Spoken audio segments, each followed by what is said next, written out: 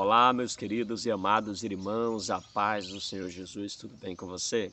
Estamos juntos para mais um estudo da Palavra de Deus. E no quadro Mulheres da Bíblia de hoje, nós falaremos sobre duas mulheres que está mencionada pelo apóstolo Paulo lá em Filipenses capítulo 4, verso de número 2, que diz assim a Palavra de Deus. Rogo a Evódia e rogo a Sintique que sintam o mesmo no Senhor. Se você ainda não é inscrito no meu canal, se inscreva e aperte o sininho de notificações e nos ajude a alcançar mais vidas. Bom, vamos para o nosso quadro Mulheres da Bíblia de hoje. E olha, queridos, nós vamos falar sobre Evódia e sobre Sintique. Essas duas mulheres, elas eram membros da igreja cristã em Filipos. Por um motivo desconhecido, elas haviam se desentendido. A Bíblia não nos diz o motivo pelo qual essas duas irmãs, elas entraram em choque. Elas brigaram e estavam chateadas uma com a outra. Ambas trabalharam com o apóstolo Paulo na implantação da igreja na cidade de Filipos, na pregação do evangelho naquela cidade, mas por uma razão desconhecida a nós, elas não estavam bicudas uma com a outra.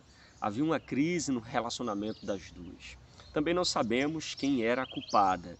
Talvez a Bíblia não nos aponte isso para mostrar que ambas estão erradas. O nome Evódia significa cheirosa, doce fragrância, mas ela não estava vivendo à altura do seu nome. Ao invés do bom cheiro de Cristo, ela estava vivendo o mau cheiro de uma contenda. Jacinte, que significa afortunada, boa sorte. Contudo, o que estava prosperando era as obras da carne. Elas não se entendiam, não se acertavam, estavam ficando insuportável cultuarem juntas, pois havia muita discordância. Elas tinham os nomes bonitos, mas estavam vivendo de maneira repreensível. Essas duas irmãs ocupam posição de liderança na igreja de Filipos e seus nomes estavam no livro da vida, mas agora estavam em desacordo na igreja. Foi preciso o apóstolo Paulo, querido, exortá-la para que elas parassem então de brigar, aquelas brigas sem sentido, e que tivessem o mesmo parecer mental.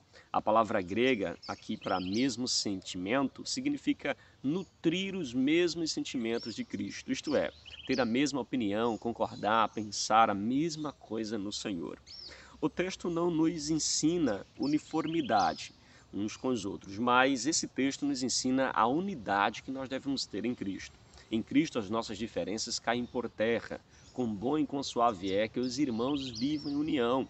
Quando a contenda prevalece, somente as obras da carne, o mundo e Satanás é quem ganha. Essas duas irmãs, querido, em vez de buscar os interesses de Cristo e da igreja, elas estavam lutando entre si por causas pessoais.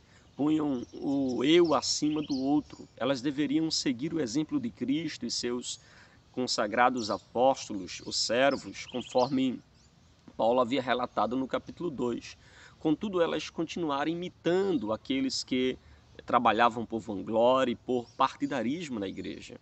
Sempre que há desacordo entre duas pessoas na igreja, não importando a sua natureza, isso representa uma ameaça à unidade da igreja como um todo. O apóstolo Paulo, ele vai solicitar a ajuda de um líder da igreja, que ele não nomeia, não diz o nome, para auxiliá-los a fim de trazer unidade entre aquelas irmãs. Paulo pede que ele seja construtor de pontes entre elas, ao invés de cavar abismo.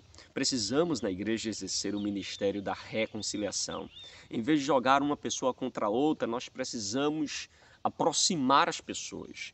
Em vez de afastá-la, nós somos responsáveis como membros da igreja para trabalhar em harmonia, para ajudar também um na edificação do outro.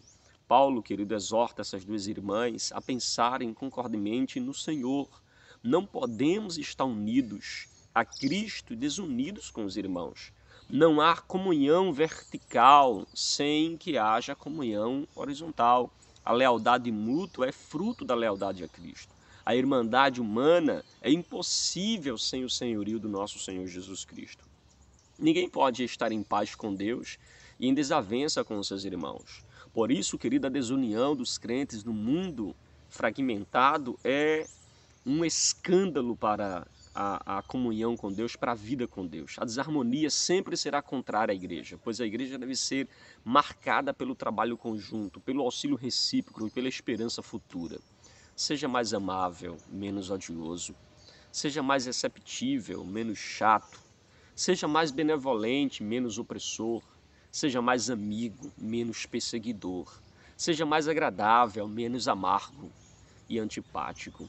Seja mais maleável, menos duro. Seja mais firme, menos seguro. Seja um fiel seguidor de Jesus Cristo e, portanto, viva a unidade cristã. Que Deus te abençoe, que Deus te ajude e até o nosso próximo encontro aqui no quadro Mulheres da Bíblia.